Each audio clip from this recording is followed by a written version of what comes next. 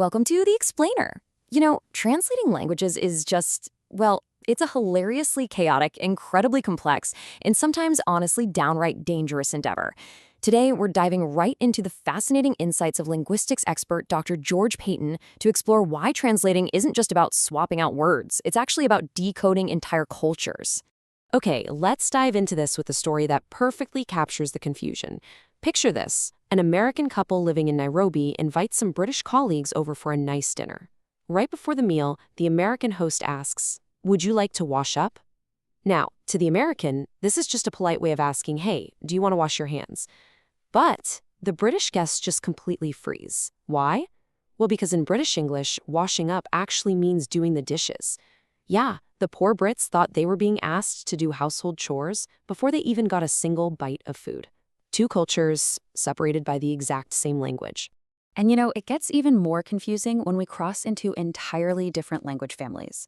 Take the common English phrase, "a moth ate a hole in my shirt." Makes perfect sense to us, right? Well, an American missionary once tried to translate this literally into Swahili, and the listener was just completely baffled. They looked at him and asked, "How can you eat something that's not there?"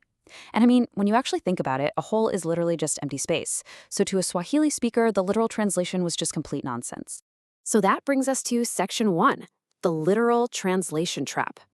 Now, if you ever read the classic children's books featuring Amelia Bedelia growing up, you know exactly what I'm talking about here. She's this maid who takes everything entirely literally. When her employers tell her to trim the tree for the holidays, she doesn't decorate it. No, she grabs a pair of heavy-duty hedge clippers and physically trims the branches down. It's super funny, but it perfectly highlights the absolute linguistic nightmare translators face every single day when dealing with idiomatic language. Let's unpack the linguistic science here for a second. An idiom is non-compositional figurative language. Okay, that is just a very fancy way of saying idioms break the fundamental rules of vocabulary. You simply cannot figure out an idiom by just adding up the literal meanings of its individual words. They rely entirely on shared cultural knowledge. If you don't share that culture, well, the meaning is completely locked away from you. So the crucial point, the sort of mathematical reality here is this. 1 plus 1 plus 1 plus 1 does absolutely not equal 4 when it comes to idioms. Take the phrase, "he blew his top." If you take he, then blew, then his, and finally top, and translate them independently into another language, you don't get "he got mad." You just end up with a weird story about a guy exhaling onto a lid. You will literally never, ever arrive at the concept of getting angry. It is just not a sum of its parts. So, you might be wondering, if they are so confusing, why on earth do we even use idioms? Well, it's because they make language fun, rich, and incredibly vivid. They create these instant mental word pictures for us. But more importantly, they are deeply rooted in our cultural reality and everyday actions. Like, if I tell you you're skating on thin ice, that instantly conveys a precariously dangerous situation. But that idiom only exists because of a reality where lakes actually freeze over, and walking on them can be deadly. Or take stepping up to the plate. That entirely requires a culture that understands baseball. Makes sense, right? Which leads us right into Section 2, a cross-cultural language tour. We're going to look at a few idioms in Swahili and the Orma language of Kenya, just to give you a taste of the sheer bewilderment that translators face out in the field. Dr. Payton shares this brilliant anecdote. He was returning to an Orma-speaking area after being away for many years. An old man stopped his car and asked who he was. When Dr. Payton gave his local name, the old man replied, "I have your ear." Now, take a second. What do you think that means? Does it mean he's actively listening, that he agrees with him? Nope. In Orma, "I have your ear" actually means "I have heard of you." Mind-blowing, right? Now, what's really interesting about this slide is seeing exactly how cultural roles and actions dictate language. Look at the top example. He got a stove. Did this guy just go to Home Depot? No, actually, in traditional Swahili culture, this means he got married, because it directly relates to the pride many traditional women took in being the food provider for the household.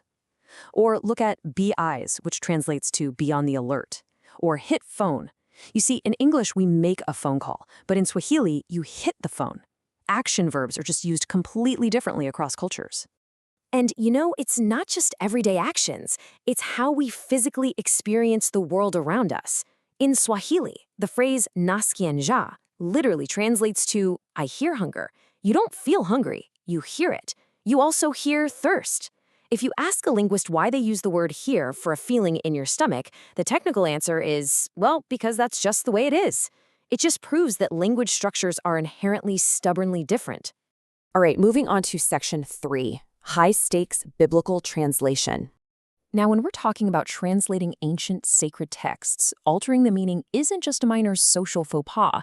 It alters a profound spiritual message for an entire culture. The stakes are huge. Take this famous quote from the Gospel of Luke. Mary kept all these things in her heart. We immediately know what this means, right? Mary is pondering the praises of Jesus. She's meditating on them. She has this warm, beautiful, loving feeling inside. But here is the massive problem.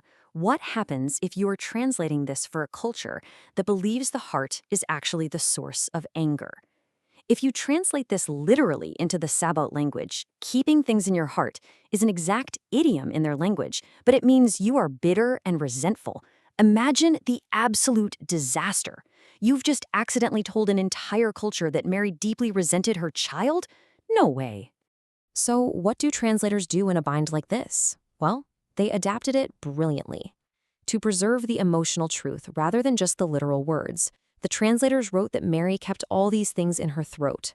Why? Because in the Sabbath language, the throat is the cultural center for fond memories and warm feelings.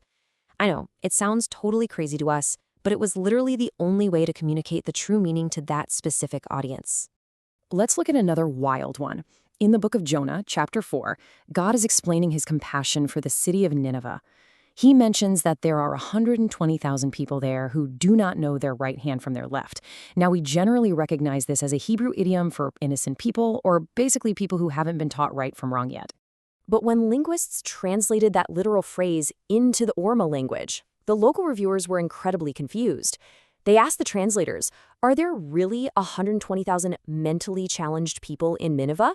Because in Orma, not knowing your right hand from your left specifically means you have a severe mental disability. So the translators had to immediately scrap that literal translation and adjust it to simply knowing right from wrong. Or, oh man, how about this hilarious anecdote? In Genesis, it says, Abraham lifted his eyes. When translated literally for an Orma reader, the reader physically mimicked the text by throwing his head violently backward, just staring straight up into the sky. When asked why on earth he did that, the local reader said, well, maybe this is a story about spirit beings flying overhead, looking down and spotting a problem. Because honestly, why else would someone physically lift their eyeballs up? It's just a perfect example of the literal trap. Which brings us to our final section, Section 4, the Translator's Toolkit. And this brilliantly illustrates the specific techniques linguists use to untangle these chaotic cross-cultural knots.